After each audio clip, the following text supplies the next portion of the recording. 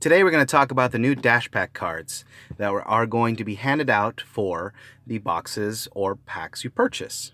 For those who don't know, in a nutshell, a Dash Pack is a special pack you get if you purchase 12 packs, or if you end up purchasing 2 starter decks, you get another pack. To top it off, if you end up buying, for example, a box, most of your local game stores will provide 2 Dash Packs. Keep in mind this is only given out for local game stores or some online sites. These Dash Packs contain 1 foil card. Now, you can get 1 of 4. As of right now, the colors that you can get is either 1 red card, 1 blue card, 1 yellow card, or 1 green card. It is all at random, so there's no way you can find out what exactly you're going to get. Combination Attack Pan. It's a red 3-cost 1 red.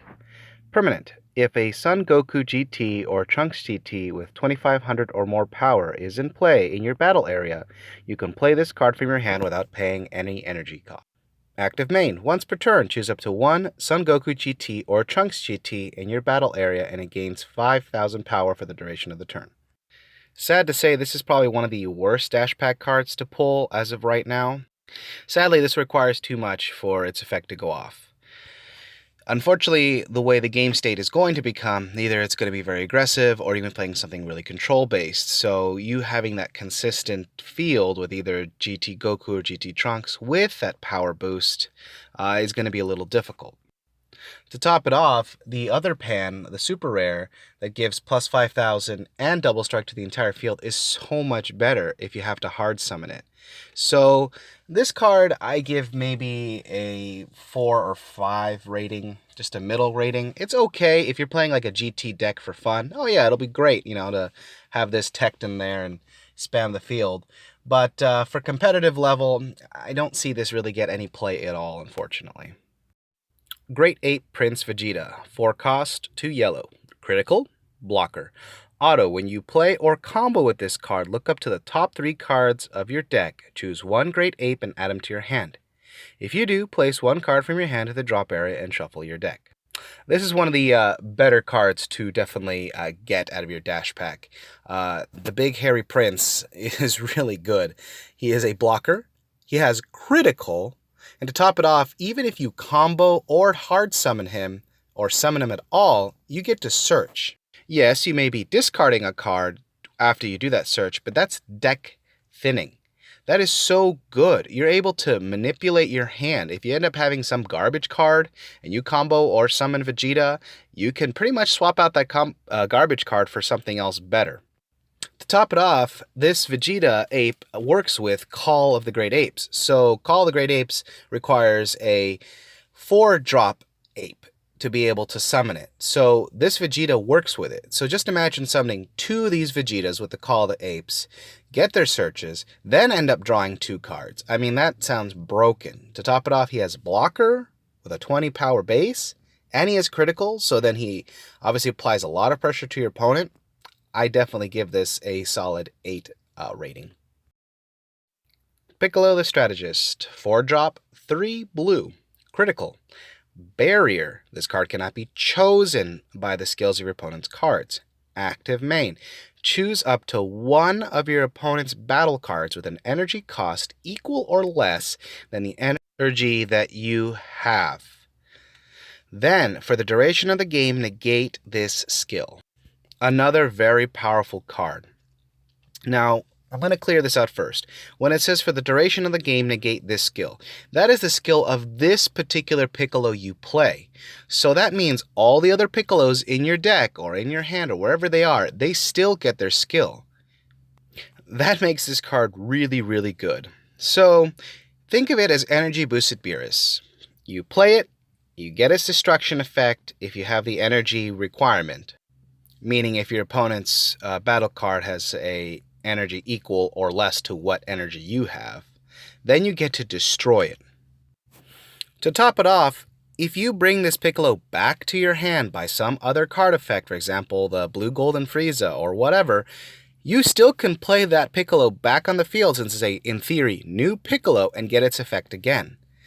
That is really, really good. This Piccolo is very good. Keep in mind, it's good for the mono blue deck since it requires a 3 blue cost. If you're trying to put this in a tri or dual color deck, it may be difficult to bring him out consistently because of his energy cost. But that shouldn't stop you, because if you end up running a godlike deck, which Gowasu, that searches the top 3 for any god, Piccolo is a god, so you're even able to search it with Gowasu. So that makes it even more amazing when it comes to consistability of drawing it. The critical is very scary for your opponents.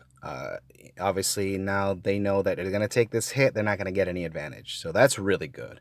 And to top it off, he has barrier. So even if your opponent tries to mess with Piccolo, they really can't. They can't, blow it up with anything else. So this Piccolo is really good. I give this a 8 to 9 rating. We will definitely see this in play.